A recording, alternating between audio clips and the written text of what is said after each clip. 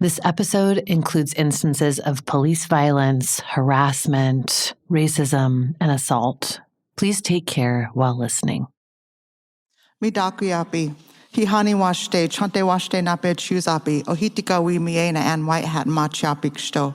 Relatives, I greet you today with a heartfelt handshake in my beautiful Lakota language. I'm Sichango Lakota from Rosebud, South Dakota, and a resident of the state of Louisiana. As a mother, I never intended to get arrested.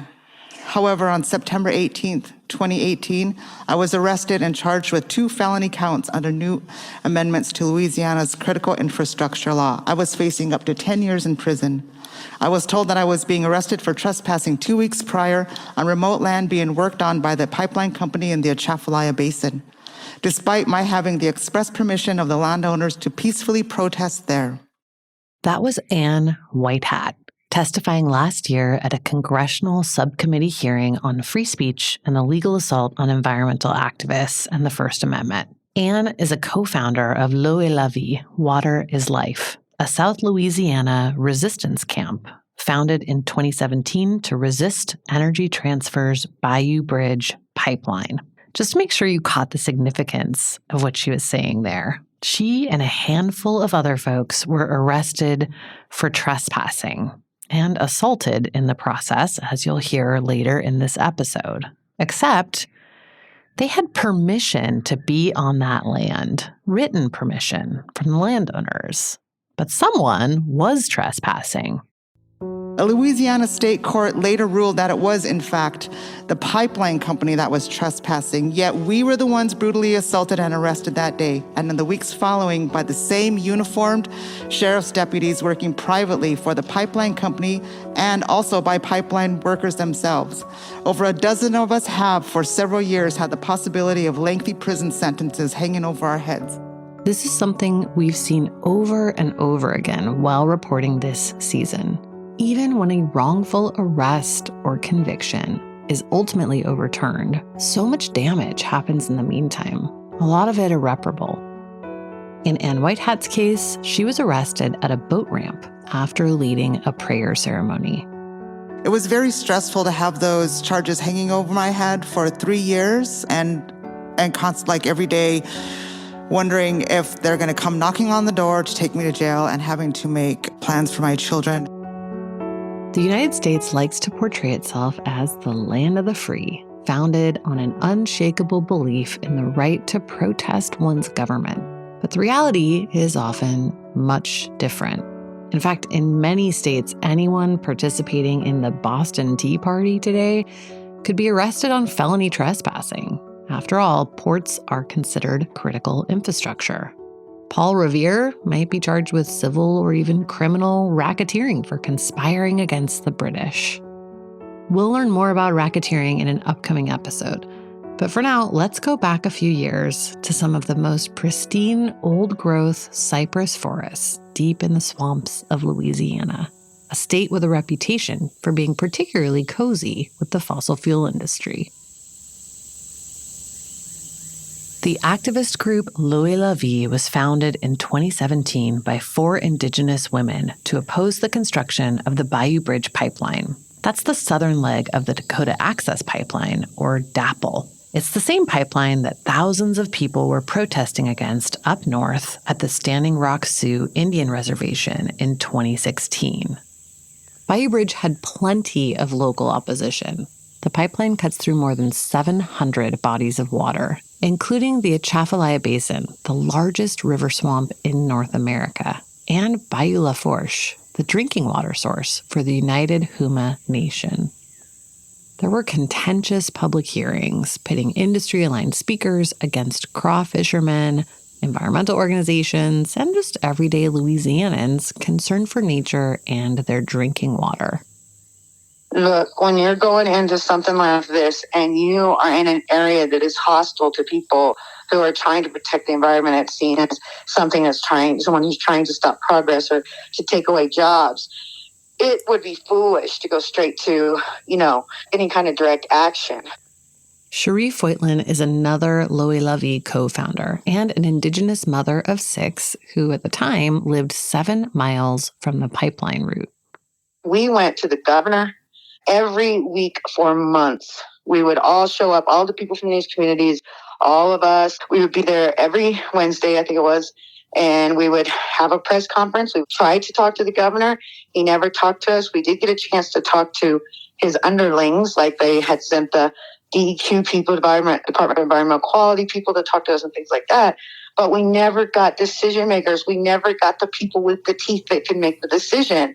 We had public hearings, and overwhelmingly people said no, they did not want this pipeline, but it didn't matter. It got approved anyway. What do you do when you have exercised every bit of the channels that they tell you to go through in order to affect change in your community and find out that it is entirely a farce, that you don't have the money and the power to say that you want to protect your community or protect your water or even protect your children? Well, then that leaves you with very little space in which to move. Pipeline construction began in January of 2018. And a few months later, L'Eau et la Vie water protectors engaged in nonviolent direct actions against the project. They started out just trying to block parts of the route, and in some pretty lighthearted ways. Really, in the beginning there, we just had a lot of fun. Like, we would just have beach parties and we would have dance parties. And, I remember us bringing donuts to the workers and things like that. And we did a crawfish the musical show on the easement that the oil workers actually they clapped for. So I'm just saying, creativity and listening, I think, were the number one things, and just trying to educate people on what it meant to protect our waters. And we just so happen to have some tape from Crawfish the Musical. By the way, when folks say oil with a Cajun accent, sometimes it sounds like Earl. So we're out here at a work stoppage, and you are just in time to be a part of Crawfish the Musical. We got tickets for free for you. We reached out to your boss, Kelsey Warren, asked him if he wanted to buy yours tickets. Please do share this. He's the biggest piece of crap we know. He said no way, so we decided to give you tickets on the house. If you contract with ETP, your ticket is free. Free. There goes Earl. Dun, dun, dun. I'm here to build the Bayou Bridge pipeline. No! No! Get out of here, Crawfish. No! We hate you, Earl. Woohoo! Well, there you have it. Crawfish the Musical, y'all.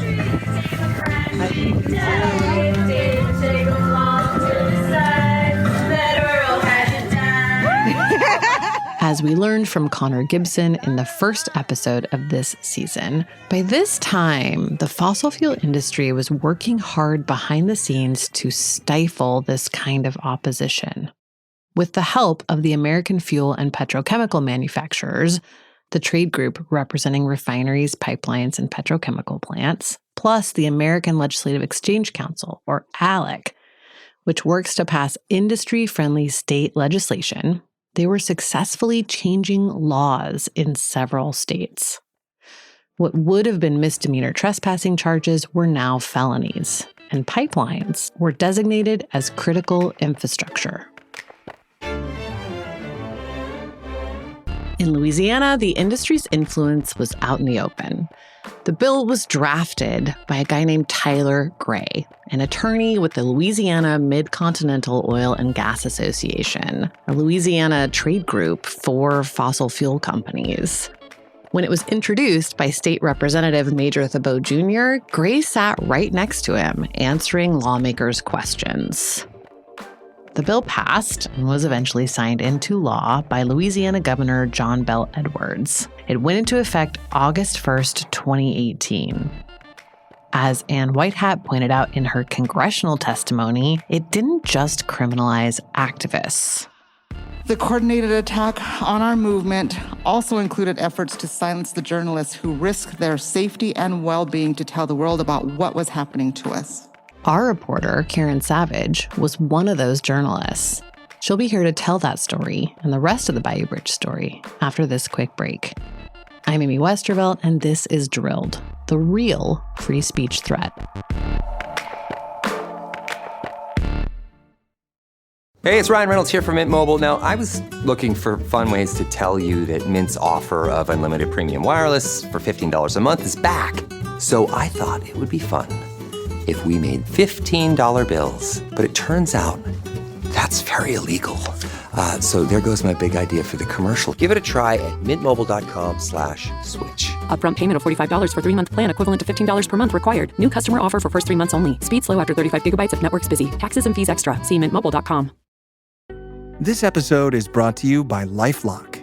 Between two-factor authentication, strong passwords, and a VPN, you try to be in control of how your info is protected.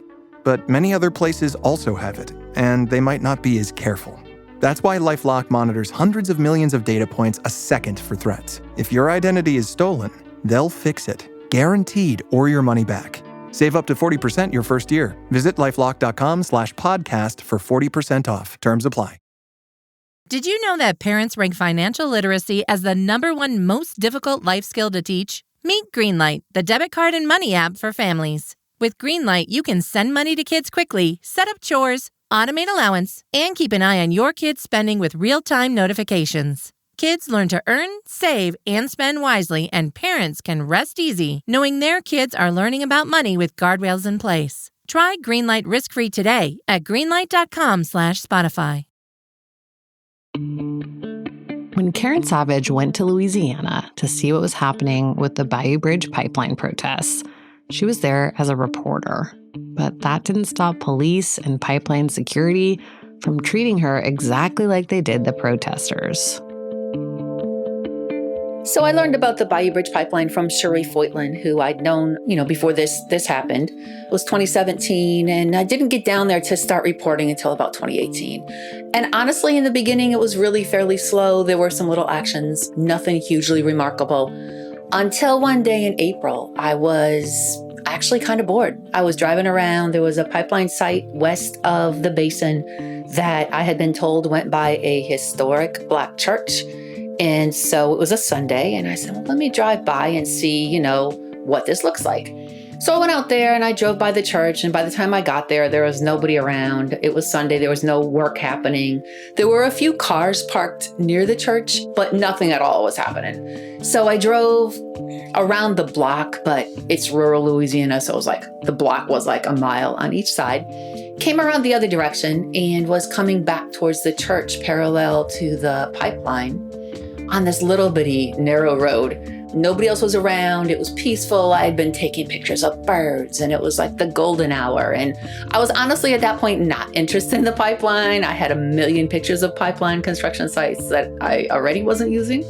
So anyway, I was just driving honestly on my way home at that point when this car came at me on this little narrow road. There were deep ditches on both sides, and I thought that it was going to hit me head on. And I'm like, okay, this is it, There's nobody around to see the crash, so I hope some of these guys survive and can call somebody for me. But they didn't hit me. They did one of those sideways stop things that cars do, and out jumped these two guys. And I could tell at that point that there was some type of law enforcement. It was a police type vehicle. And they came up to me with their hands like on their holsters and demanded, what are you doing? Why are you here? Who are you working for? And I didn't know what to say. I'm here alone with these guys. So I just said, okay, what agency are you from? And they were just kept asking me the same questions over and over again. At one point I said, do you want to see my license? Because I kind of assumed I had not stopped or something. But no, they never wanted my license. They ran the plate of the car. And I know they used police gear because I could hear somebody on the other end say, yeah, it's a rental from Lafayette. And I had just picked up the rental car that morning, actually. So, this went on it seemed like forever because it was just me and these guys with guns on a little remote Louisiana road. I could tell they had a badge and it was shaped in the state of Louisiana, but I had no idea what agency they were with. They were not telling me. I couldn't tell if it was parish, if it was state, whatever. So eventually, I guess they got tired of me. They just told me, okay, you need to leave now. So they jumped back in their car and drove away, kind of did a little 3-point turn and went the same direction I was going. So they were ahead of me. Luckily, I had just gotten a new zoom lens. So I got a picture of the plate. And when I got back to my computer, I messaged a couple of friends and finally found somebody who could run the plate. And it took a while, but the plate came back to the state of Louisiana Department of Corrections. So I'm like, this is really weird. Why is the Department of Corrections chasing me around near this pipeline? So I did some records requests and in late June figured out that the DOC, Department of Corrections, had allowed probation and parole officers to work side jobs for the pipeline company. It actually gave me a really big break in the story. So eventually there was other reporting that had happened on it, and the DOC changed their mind. They revoked the permission and those guys weren't allowed to work anymore. But during an interview, the head of that agency had told me, yeah, I think the St. Martin Parish Sheriff's Department will be doing the work now. So I'm like, this is interesting. So I did records requests and eventually figured out that that was true. The deputies were working, got the timesheets, and could piece together based on who I saw and had pictures of the swamp on what days, that almost none of the deputies that I saw in the swamp or near protest sites were actually working for the parish. In fact, almost all of the arrests were made by deputies who were looking like full deputies. Mind you, they had the guns on, they had the uniform, they had the, parish issued gear, but they were not working for the parish at the time. They were working for the pipeline company. At one point, the water protectors actually won a court injunction. The court ruled that the pipeline building should stop until some of the land rights issues were sorted out. Cherie Foytlin and other water protectors from Loilavie took papers from the court to the pipeline site. The police show up, right?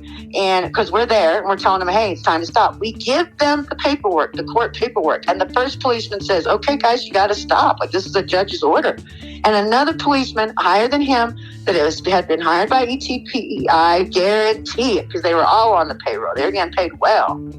They came in and said, no, they can keep going, and they kicked us out, and I ended up getting arrested that day.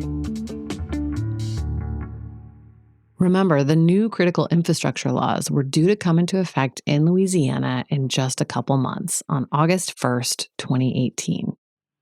And as that August 1st date grew closer and closer, tension just rose and rose. By that time, all of the construction and attempts to stop the construction were deep in the swamp.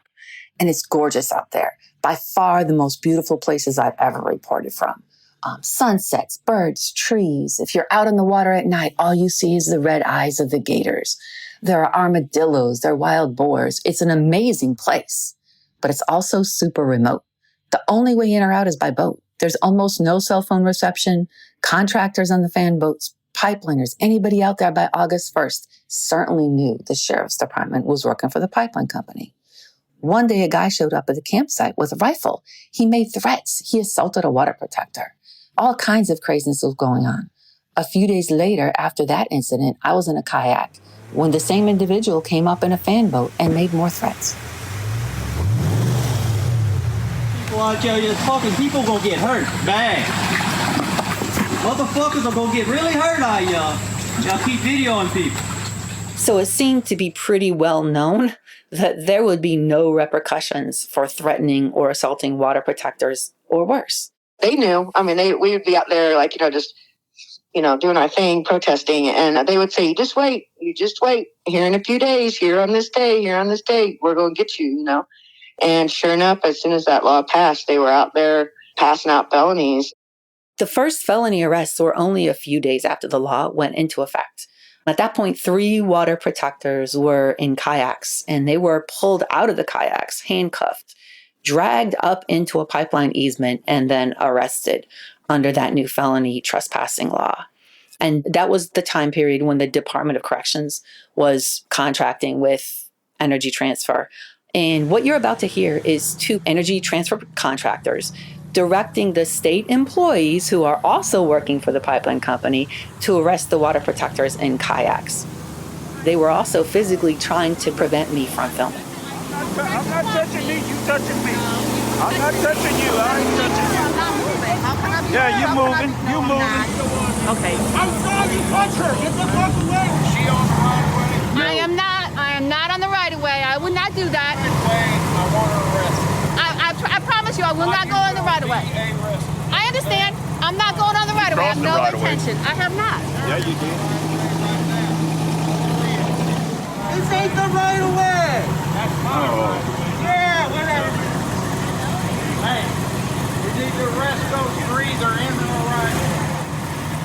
The three were the first to be arrested under Louisiana's new critical infrastructure laws. Not long after that, the conflict moved a few miles down the bayou to another construction site on private property in the swamp. This was the land that Ann White had mentioned earlier, where Loyola V water protectors had written permission to be, and the pipeline company did not. In fact, the property owners had asked Loyola V to be there to help them because they really didn't want this pipeline on their property. Energy Transfer didn't have legal permission to work on that site. And the thing that continually struck me as I was reporting from there is that they knew they didn't have permission to be there. They knew they didn't have permission to tear up those cypress trees or dig a trench or pull a pipeline through that property. It was clear they knew. They filed an eminent domain case, and the landowners, wanting to prevent the destruction of the land, had actually filed for an injunction, a temporary restraining order to prevent the pipeline company from working. A hearing for that injunction was coming up in September. So there were many ways that Energy Transfer knew that they shouldn't be working out there, but yet they were still working. It was not like a situation where we were just consistently breaking the law. We had not broken the law at that property at all because the owner had said, yes, I don't want this pipeline to come through my land. And can you help me? But the police, who were bought and paid for by these oil companies and supported by these systems, arrested us anyway. Here's how Cherie described it at the time. This was just after several people, including Karen, had been arrested on that property. Hi, everybody. Cherie Foylan here. I'm out here in the HF Livingston, where we have there's a tree sit happening. It's on private land that ETP does not own, that they are illegally doing work on. And we are here with permission, but the St. Martin Parish police will not do anything. In fact, earlier today, myself and another person went to speak with them. We were navigating around to 3 different spots, 3 different locations, finally talked to 2 deputies. We gave them all the paperwork, everything that we had to show that ETP is not allowed to be here.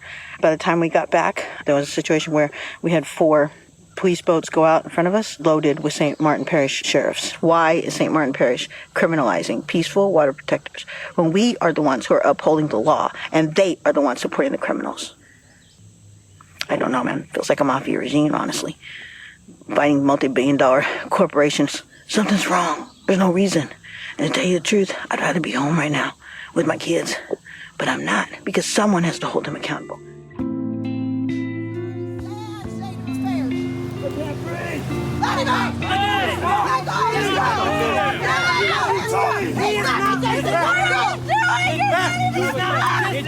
Let him go! You understand that? You let him go! Get back! Let him go. Get back! Back up! Back up! He's not resisting! He's not resisting! He's not resisting! You're all trespassing. If you don't want to go, you better No! go. We're not trespassing! You are trespassing! Fuck. Get back! Dude! Brothers and sisters! No, y'all, please don't fuck her! Stop shooting her! Stop shooting her! We need you here now! We need you now! Help! Please don't put my hands on her! Her hands don't get back! Oh! Hey,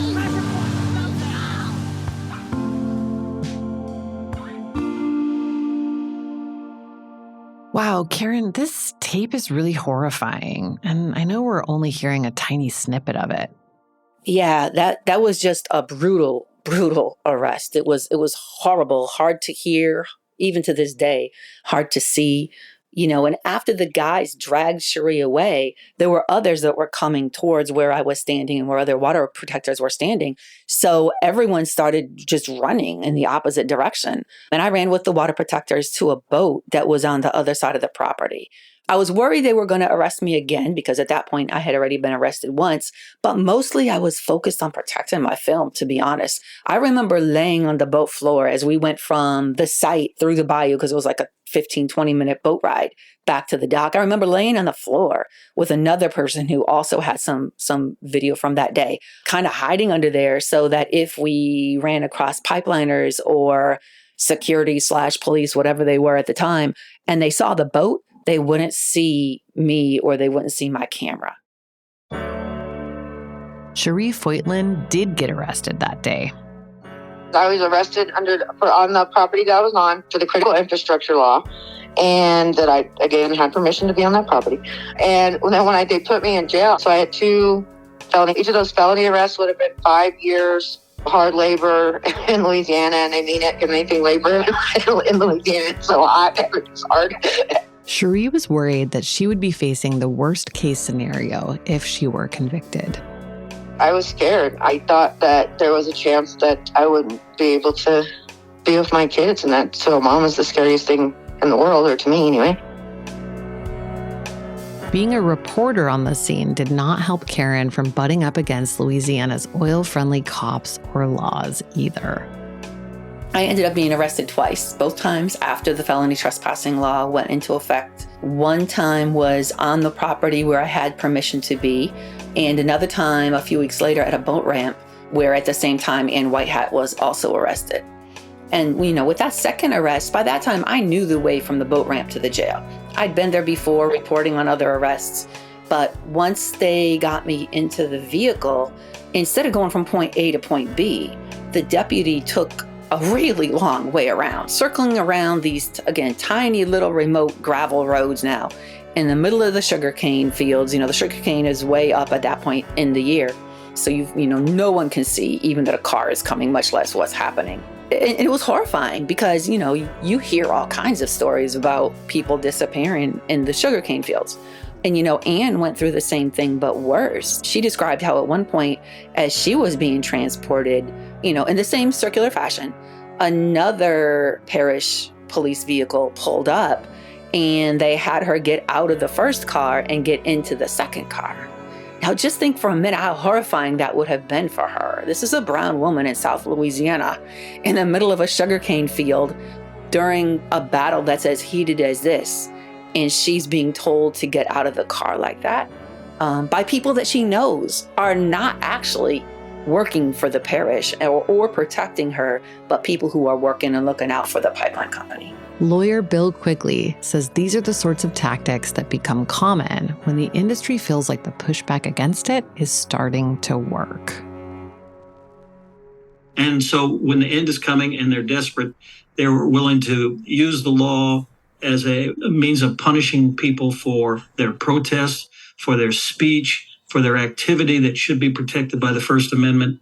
And they're desperate and they're billionaires. When you have desperate billionaires, they're going to do everything they can, and they don't worry about what the law says, and they don't worry that maybe a year from now or 2 years from now or 3 years from now, some judge is going to say, well, that was ridiculous and that was illegal, what you did to these people. They're interested in now, punishing people now, using the law as a tool to punish people who have a different opinion and different conduct about trying to save the human race. Right. Right. And I think we saw that in Louisiana. Remember how, there was a court date in November, but they wanted folks out of the way so they could get that work done by November. Because once the work is done, how are you going to undo it, That's absolutely right. Maybe Pam can talk a little bit more about that. Pam is Pam Spees, staff attorney at the Center for Constitutional Rights. She's worked on several cases in support of environmental protest, including various Bayou Bridge cases with Bill. So I think what you're talking about, Karen, is their flagrant trespass on some really important property in the Atchafalaya Basin, where the company just made a decision. We proved this at trial. They admitted it. They made a financial decision to ignore the law, which is already so favorable to the corporations. Oil companies, oil pipeline companies have the power of eminent domain. They don't even have to work through the state. So the laws are already really lax.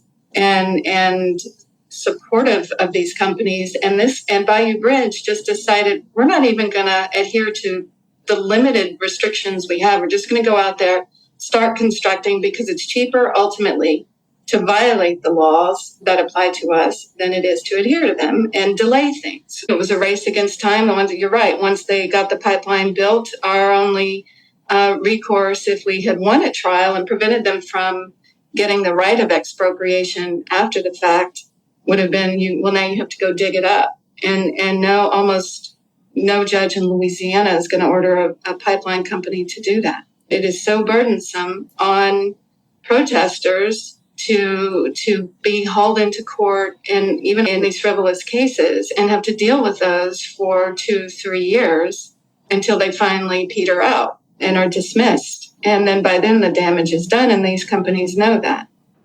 Right. Yeah, I mean, just waiting, because they have, 4 years from the time they arrest you to go ahead and put those charges through.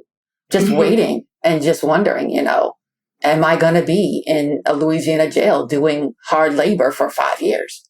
I was arrested as a reporter, so I wasn't even, I had no attempt to get arrested. I stayed where it was supposed to be, and they just basically didn't want me to document what they were doing. Around the world, the fossil fuel industry invests a lot of resources into building local support for its projects and encouraging hostility against its opponents. Land defenders often face threats not only from law enforcement or corporate employees, but also from community members. In South Louisiana, that's definitely the case.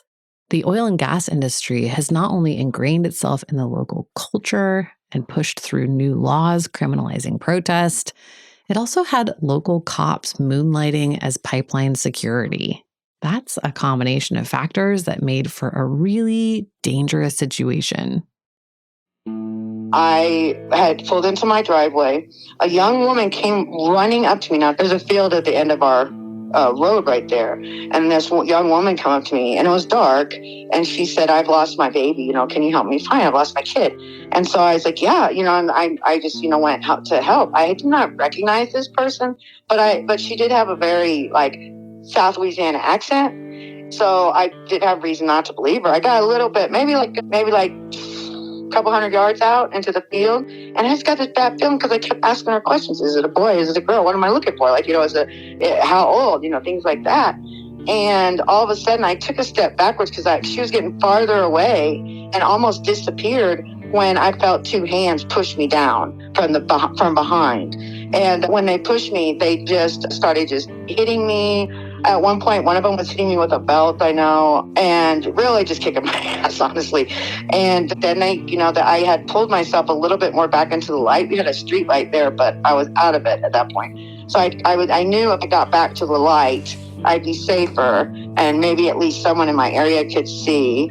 It probably happened very quickly, but it felt long, if that makes sense. Mm-hmm. And by the time I made it back to the light, they had disappeared too. And I, didn't see them again. But, I had to get myself up and dust myself off. I also had children in that house, 5 of them, and I did not want to scare them. I did not want what I did to try to affect them, or as little as possible, So I kind of, dusted myself off as best I could, and I walked in the house with my head up like nothing was wrong. And my little boy said, "What happened?" Because I obviously had had some situation. And I was like, "Oh, I just fell down, I locked all my doors and I locked all my windows. And after that, I got a camera for the around the house. And I just ate it. We were in the middle of a big struggle."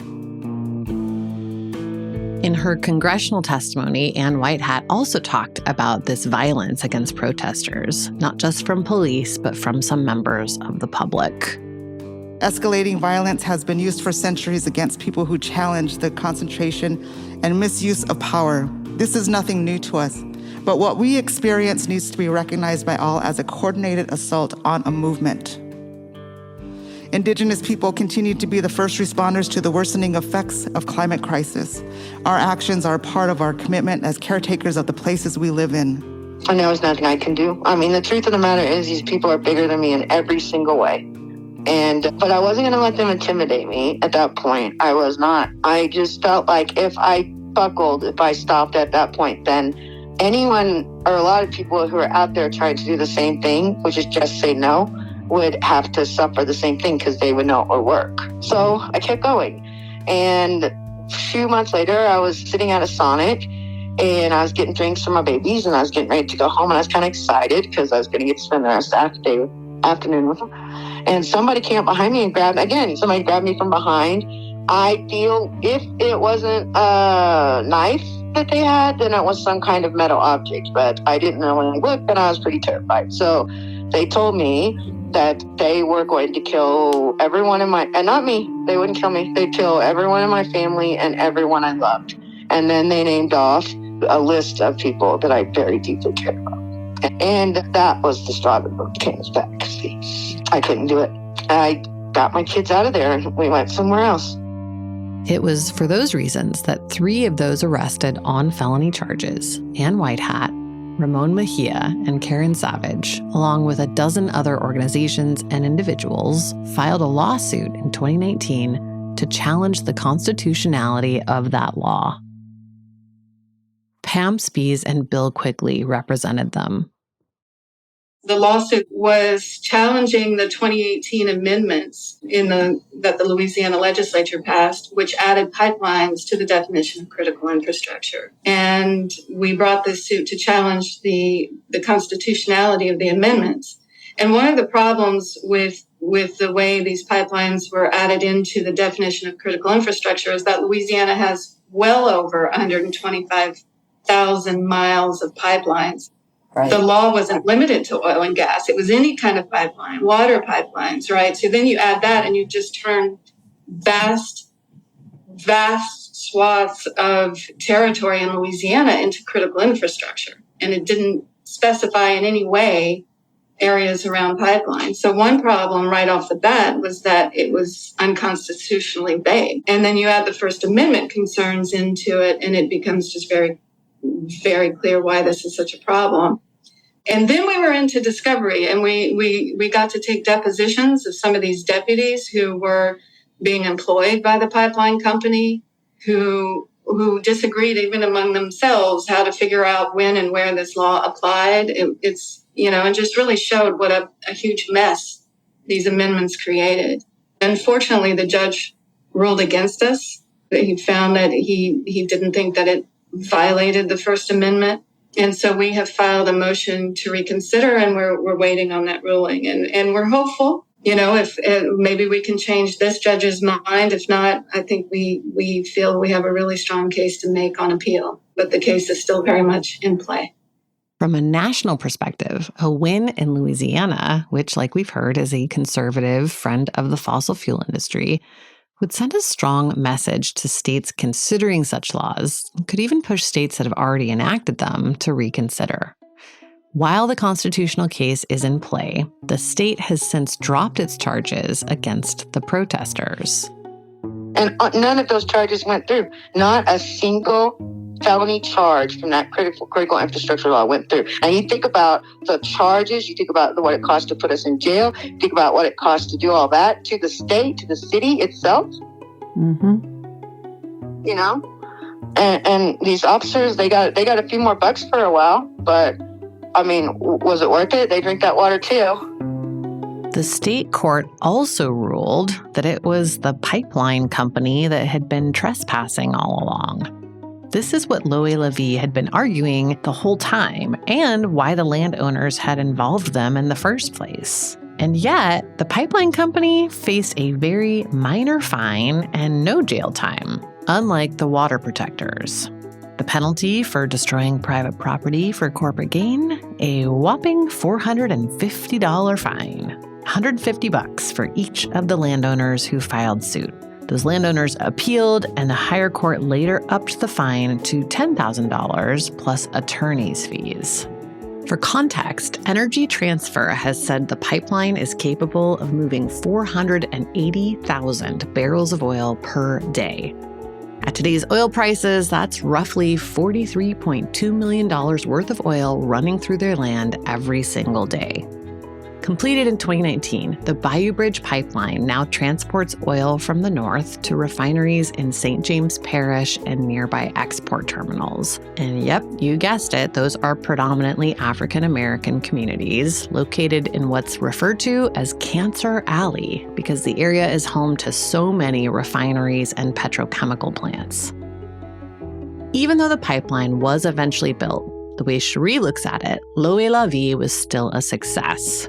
For one thing, they were able to buy some land that was the home base for the pipeline resistance fight, and they turned that land into what they call a food forest, with banana trees, turmeric, moringa, and all sorts of plants and veggies that they give out to the community. So yeah, that pipeline went through. But I tell you what, we fed a lot of people. And we have that property now that's now a bayou food forest, and we're replanting after hurricanes come through. We're replanting with food trees.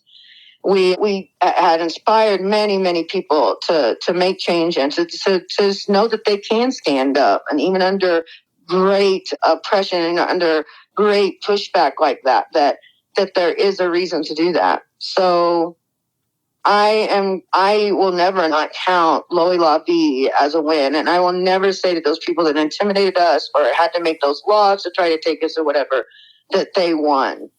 Because I don't know what winning is until it's over. And it's far from over. You know? You'll remember I talked about the Fix the musical on the easement and how the oil workers had clapped. In case you missed that, that's Crawfish the Musical, which you heard some tape from earlier in this episode.